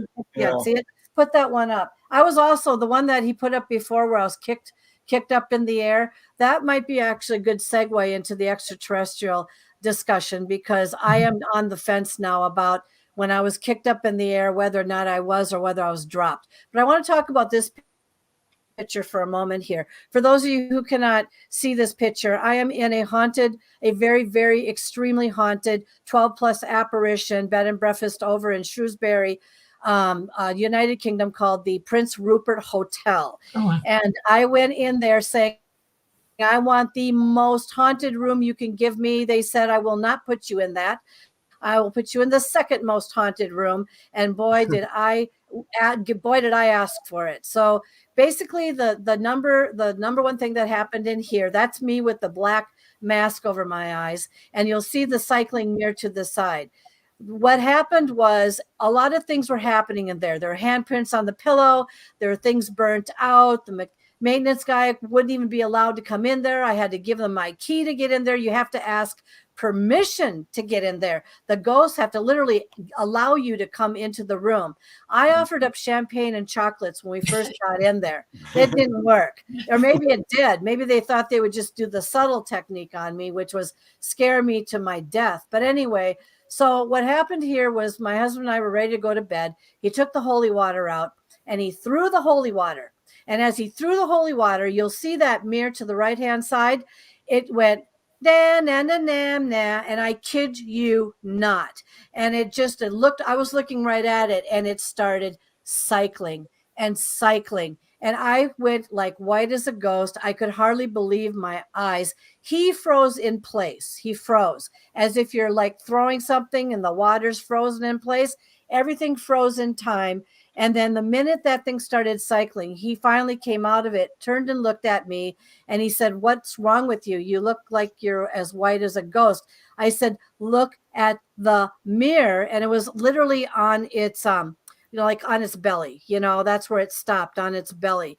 And I was absolutely insanely just terrified out of my mind. He went to sleep. Can you believe it, right? And Kelly's laying there going, I'm begging the ghost to please don't hurt me. I felt its cold presence literally lay on top of me. I felt it sit on my legs. It was on top of me. It actually cooled me down because I was in such a panic attack that I was burning up. And anyone who's had a panic attack and you feel that heat, oh my God, I welcomed it at the time. But I'm telling you that after that, I gave my story to the manager. She brought me back up there. I'm going to give you a real humorous, quickie story here. I went down the next day. I looked like a train ran over me. I got no sleep. The wardrobe was actually opened. Okay, so now the wardrobe also opened up. All right, go down. Manager says, can we go back up in that room? I have to show you something. I said, I do not want to go back up in that room. Thank you so much for putting me in a haunted room, but I'm out of here. She said, please come back up. Okay, so we go back up to the room, knock on the door, ask for permission to come in. Can we come in? Blah, blah, blah. All right, we get to come in. She brings me over to the mirror. She goes, you know what? Every time my staff member bends over to vacuum the floor, it lifts the bottom of its mirror and it smacks her in the butt. I said, oh, it's got a sense of humor, I see. I said, what you should do is take that thing out to the alleyway and show it who's boss. Anyway, what I'm saying is that whatever is influencing that mirror in any respect, it even has a sense of humor and is a little bit fresh by hitting its staff in the rear ends for a practical joke. But that's what happened with that mirror. But yeah. My friend Yvonne's on there saying, mirrors are portals. You got a I lot know that. in that room. I know And that. Yeah. one of the things that I learned about mirrors is they're false light. Yeah. They can reflect light, but they aren't light on the inside of them. It's false light, and entities like to, hang around them because of that. It's a safe spot for them to stand, be, or There use. were there were 4 mirrors placed. There were 4 mirrors in that room. They were all Mhm. facing each other. If I did not have a portal in the middle of that room by the time it was all said and done, that Mhm. in and of itself created one. Preston, can you put up that picture where I'm being kicked up in the air? That was the one that you had just before that one. All right. You'll see it. I see it. Just one second. Let me pull it up. Yeah, and then we can get into some extraterrestrial stuff here. Yeah, I've got some questions I definitely want to Oh, bring yeah, to you yeah. when we get a chance. All right. So this is where we're going to kind of go and lean in from. Was it paranormal, or was it something extraterrestrial? So I want to explain this one briefly. Groveland Hotel, just outside of Yosemite National Park. Have any of you ever been there, or have you ever been to Yosemite National Park? Okay, so it's just outside of it. And so we went there because Lyle, who is a known resident ghost, was supposedly supposed to be in this particular room down the hallway. Well, we didn't get into that room. We got into the room down the hallway, which was another one, which word had it that it was there was an angry miner in there who liked to steal remotes and socks and all this stuff and hide them under the bed. All right. So of course, husband, I told husband, do not, whatever you do, don't taunt the ghost in this room when we go in there. All right. Long story short, yeah, you know how that went. He's sleeping once again, right? I'm sitting here flying around the room and the guy is sitting there sleeping on me. All right. So it was probably about, what do I have there? 1:30, about 2:30-ish, maybe in the morning, where I found myself, I felt something underneath my back, and I was catapulted up into the air. Probably it felt like more, but it was probably a good foot or so. And I woke up bouncing on the bed. And I thought, well, what's going on here? And all that, because I felt something definitely woo, and then boom, and da da da da da. And I was touching my husband. I said, hey, did you feel that? And of course I couldn't get him to wake up. I just couldn't. And so I was absolutely stunned by the fact that, because I'm a larger woman, that something could actually literally levitate me and catapult me way up to the point where I actually could feel myself bouncing. So then I was talking to a guest on one of my shows, and he said to me, and that's when my thinking started to change a little bit. He said, "Are you sure you were catapulted up in the air, or are you positive that maybe something dropped you from the air?" Because as you see in the background on this picture, full moon, clear sky, nice crisp evening, nice bright stars, and the whole 10 yards. What was really humorous is the next morning when we were leaving, this couple came in and they thought they'd be sarcastic. "We'd like to stay in the haunted room, please." So I looked at them, and I looked like a train ran over me all over again, And I said, "Would you like to stay in our room? I was kicked up in the air last night and bouncing on the bed. Have a nice stay." And I turned around to my husband and walked out the door. And they just kind of stood there. But I thought, I'm going to put them in their place. So that brought me to the new theory or of thinking, maybe I wasn't kicked up in the air by something. Maybe I couldn't get past the ceiling and I dropped down onto the bed. I don't know. It just brings it into a neat theory about wondering what is paranormal and what is extraterrestrial / other types of activity. Yeah, What it's are your not always thoughts? easy to tell. If it was ET, you'd know it. There would be no doubt in your mind. You're psychic enough, you would have known. You'd have heard it, saw it, everything. Yeah. It was the foot that I felt under my back. It's possible that he levitated you up somehow, pushed you up. Well, I forgot to add one more thing. I was snoring like a freight train. And apparently whatever's in there didn't like snoring. I was keeping it awake. And instead of stuffing one of its socks that it would steal and put under the bed that people would never know where their socks were, instead of stuffing it in my mouth, that he decided just to teach me a lesson. Yeah.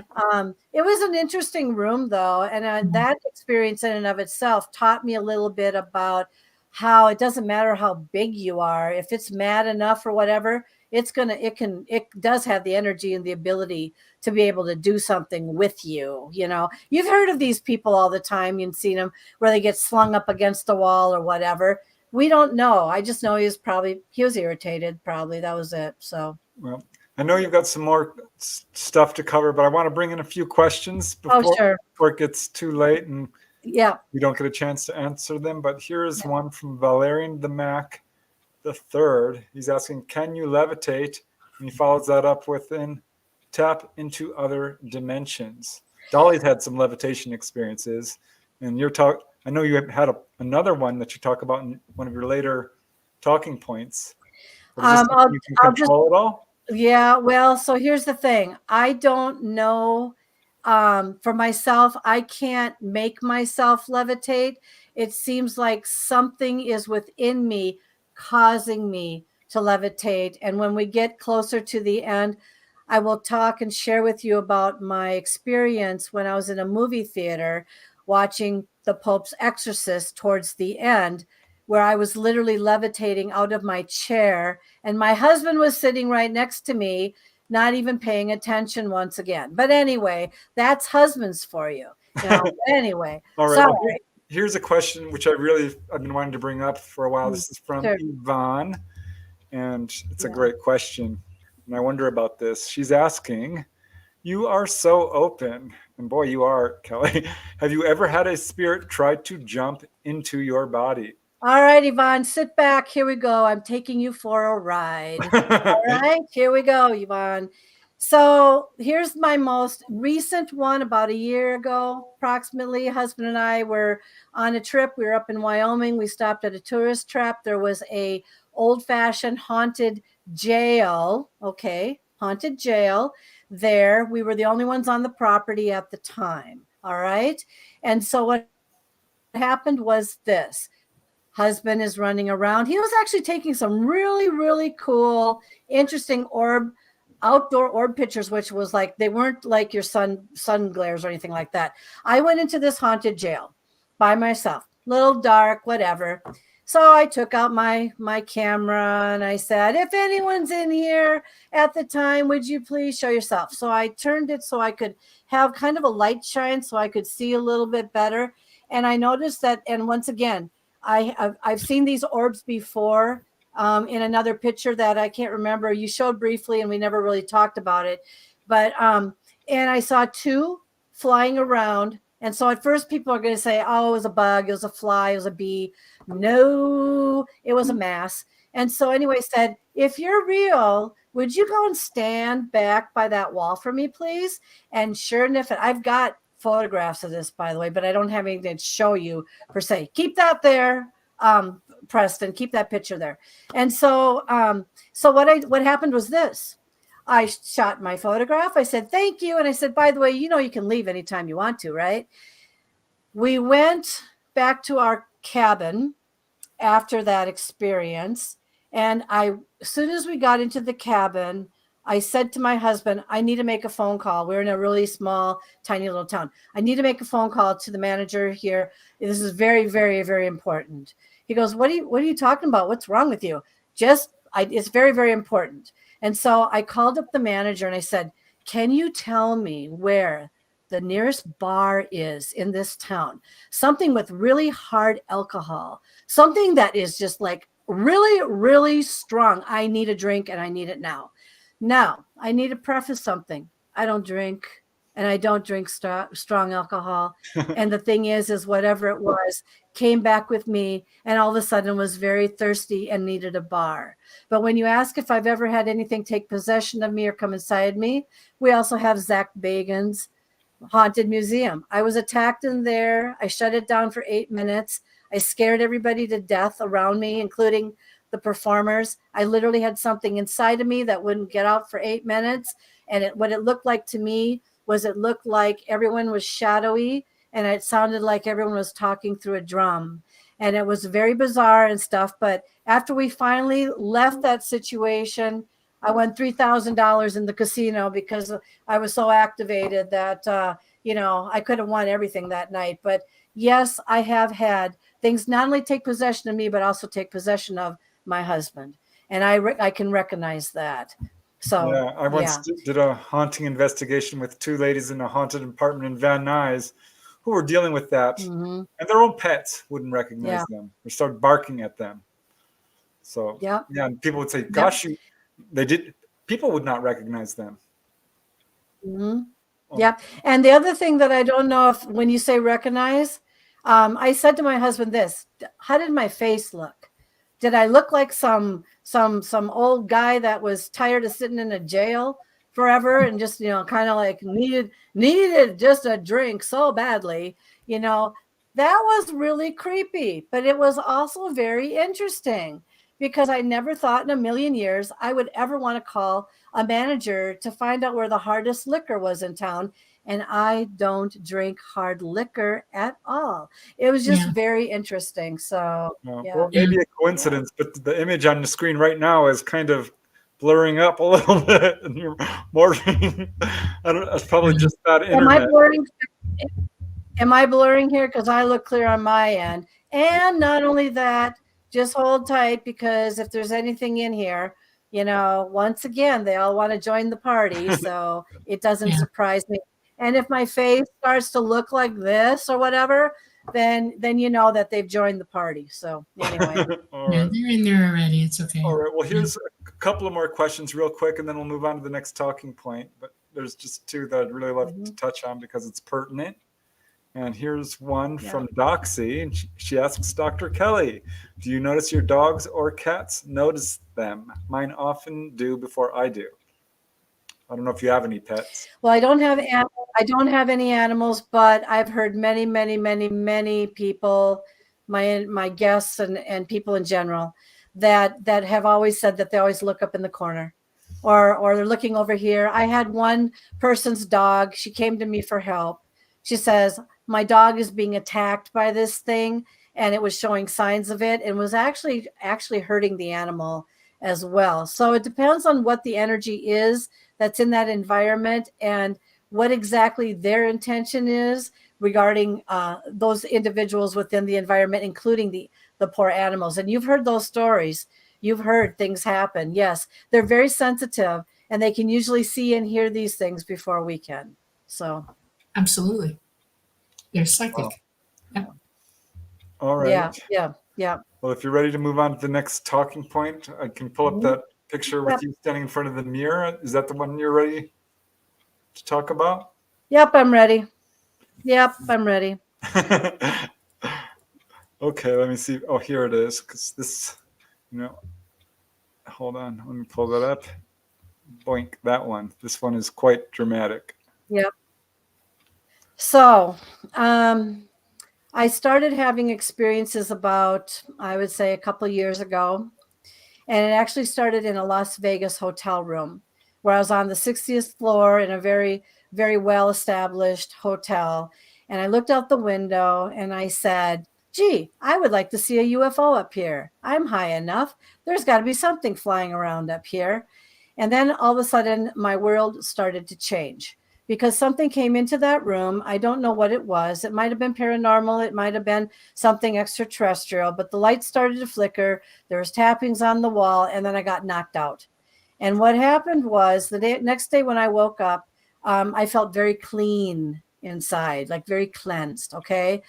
I went to the doctor a couple months later, and I found out that I had cancer. And what I was told was that whatever was in there was not there to hurt me. It was there to clean my blood and basically prepare me for the operation of my life, which I had. But that didn't stop there. I started having experiences after that with my clothes being taken off and pulled down by my bed, things happening in the room. But it was this picture right here that said it all.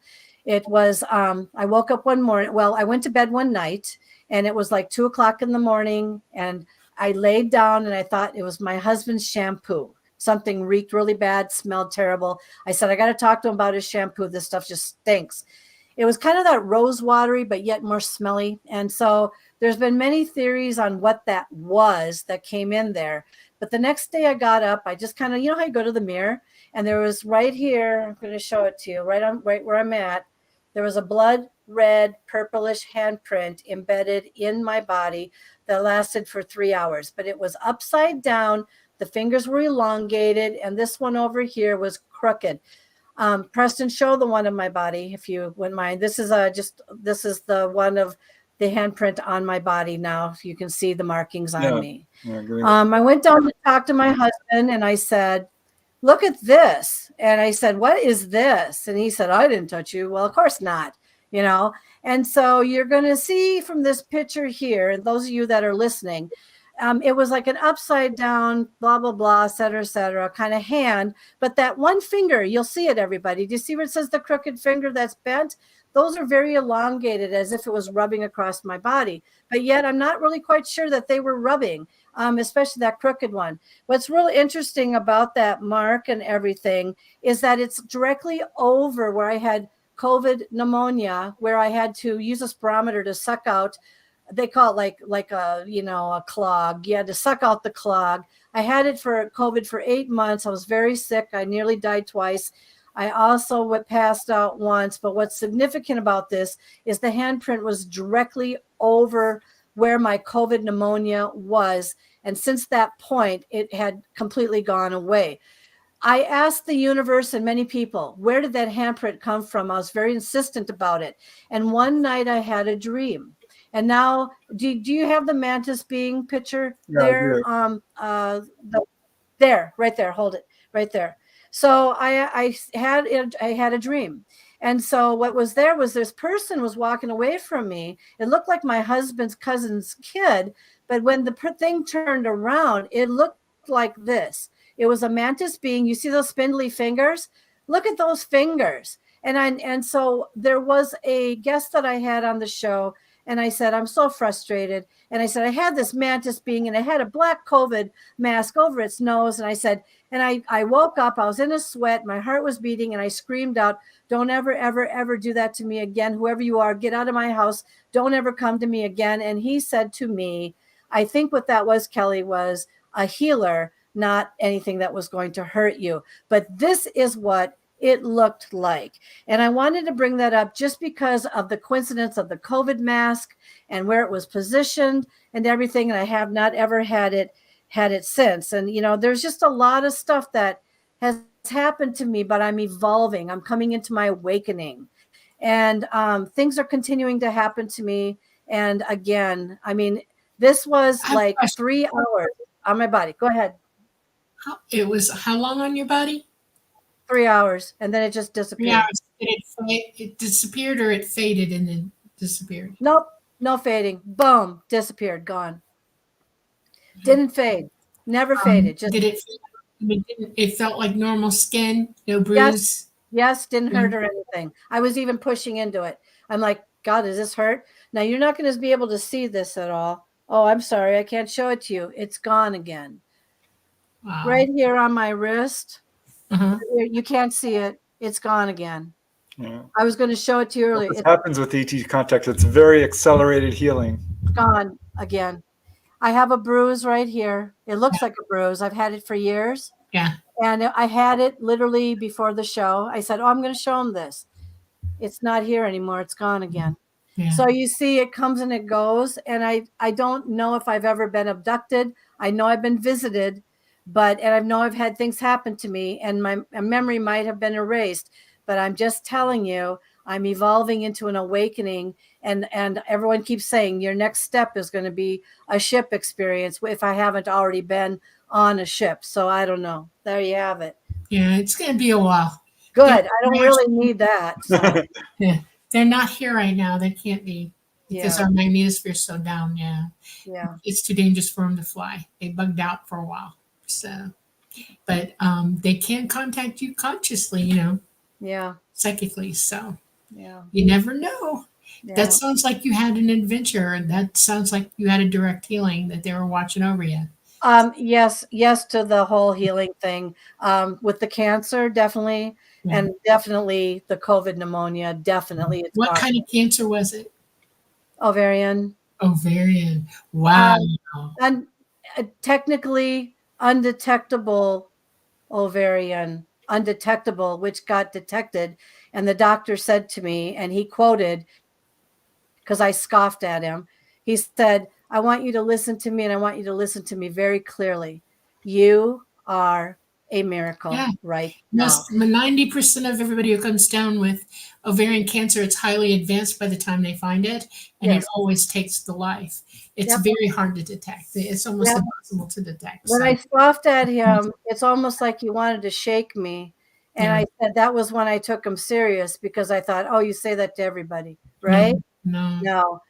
There are things that are happening in my life I cannot explain. Just be careful, everybody, what you wish for. Yeah. Well, he loved you enough to help you out, so that's kind of cool. That is cool. Yeah. Okay. Yeah. All right. Well, you still have we're doing really well, because we've just about covered all your talking points, and we still have about 10 minutes left. Does anyone have any questions that they want to ask?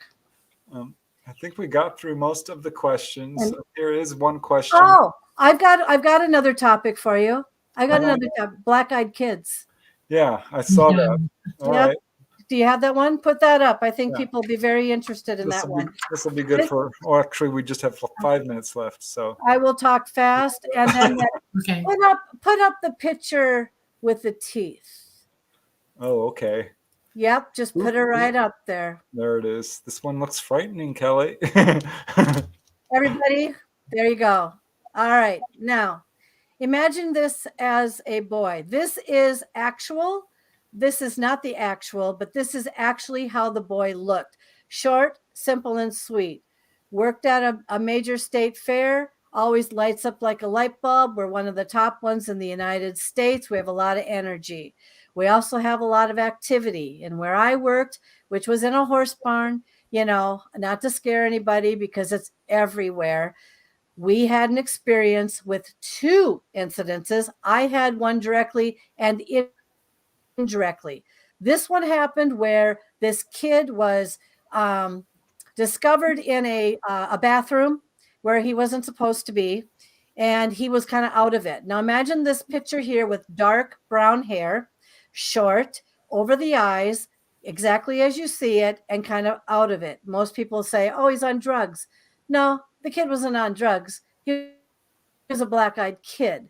And then he was emotionless. But what really got it, to the person who asked about animals earlier, a horse was coming to go out to get walked, saw this kid, freaked out, backed up as if it saw its own ghost.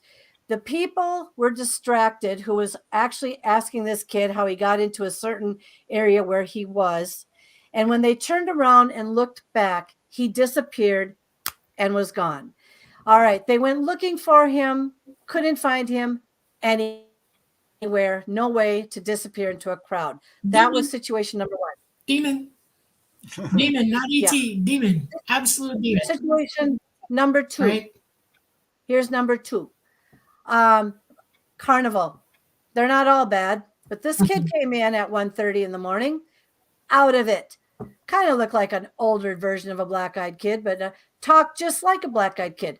I want to get into your office. I need to get into your office. You need to invite me to come into your office. My friend will be here soon. Yada, yada, yada, yada, yada. All right. You can't get in there. Da, da, da, da, da. The kid was completely out of it. And then I recognized where he came from. He came from the carnival. But what's significant about this is he's been with that carnival for years and years and years. And I used to play at the game that he ran. He was completely under possession of something. And you might have said demon there. Yeah. It was just classic. Yeah. Black-eyed all the way, classic on both of those cases. But yes, things do pop up from now and then. Yeah. But Kelly's a beacon, right? So anywhere Kelly goes, here they come, here they are, here they show up. So yeah. Just shine your light. We have time for one more question, and this is a good one. This is from Allison Carr, and she's asking you, Kelly, what's your most wild experience? Well, other than the black-eyed kid in that cycling mirror, I would say that they just the quirkiest experience, because those 2 were frightening. They really were. They are the ones that make you want to leave this profession once and for all. But I would have to say that the funnest one, I have to tell you, and I've had many, many, many, many, many, was when I was in that jail and I had to have a drink, because it is so not Kelly at all. I mean, it is so not. Yeah, yeah. Oh, and being in Zach Bagan's haunted museum and being under possession in there was definitely something I will never go back into again. You can go in there. I can't go back in there because I am like a light to everything that's in there. So you should talk to people who've had transplants. I'm one of them. I have a kidney transplant, and my donor used to drink 3 beers a day, Yinglings. And after the transplant, it took about a month. I was on my feet doing pretty good, and all of a sudden, out of nowhere, I want a beer. My body would not leave me alone, and I actually, sat and thought, my God, this is going to hurt me if I drink a beer. And this little voice in the back of my head went, no, it's not. I'm drinking 1.5 beers already. And I realized that I'm in contact with my donor. I can hear her thinking she was having a beer when I wanted a beer. I actually called her up and said, are you having a beer? And she said, uh-huh. Why don't you have one too? They're good for you. And I thought, oh my God. And I had to go to the store and I got a Yingling and I had a beer. And every now and then it crops up. I know when she's really wanting a beer or something, because I will feel the fact that she wants a beer. I also know when she's in trouble, and she does me too. It's almost like possession. I swear to you it is. It's just weird. I feel her every now and then, and she feels me. Do we have 1 minute where I can talk about the attachments taken off of me? Because I'll speak really fast. If you speak 1 minute, 1 minute, fast. Go for it. All right. I had 16 attachments taken off of me. All right. And basically, in a nutshell, I levitated back up in bed one night when I had these people from San Diego attempt to do it remotely. I thought that they were full of it. They were not full of it. I bent up, my mouth went wide open, and I started vomiting and vomiting and vomiting air. And it just kept coming out and coming out. And then when it was done, I fell back down. And the next day when I interviewed my guests, I said, by chance, did you do that last night? Yes, we did. And that was 16 of them coming right out of me. So, oh, good. Yeah. Make sure you don't let them back in. Period. Anybody, ever again, ever. No, Dolly, I eat too much. I don't know if they have to fight to get back in my mouth, so. Okay. Well, Kelly, where can we find your books? Amazon is the best place, but I would go to just exactly that link there, www.paranormaluniversalpress.com. And on that, you've got the whole bio of me. You'll learn a lot more about me. We're going to put you in our notes. Yeah. We're going to send people to your podcast as well. Yes. All right. Well, I'm now going to call it. Thank you, everybody, for joining us on the Lightgate tonight. We love you all. We appreciate you all. And I hope you all had a really good time with us and Kelly tonight. Kelly, you're coming back. There's way more to unpack. Okay. We're coming to you from the beautiful city of New Orleans in Louisiana on the United Public Radio Network at 107.7 FM and the UFO Paranormal Radio Network at 105.3 FM. Thank you, everyone, for coming with us. We love you all. We bid you good night. Namaste. Night, night, everybody.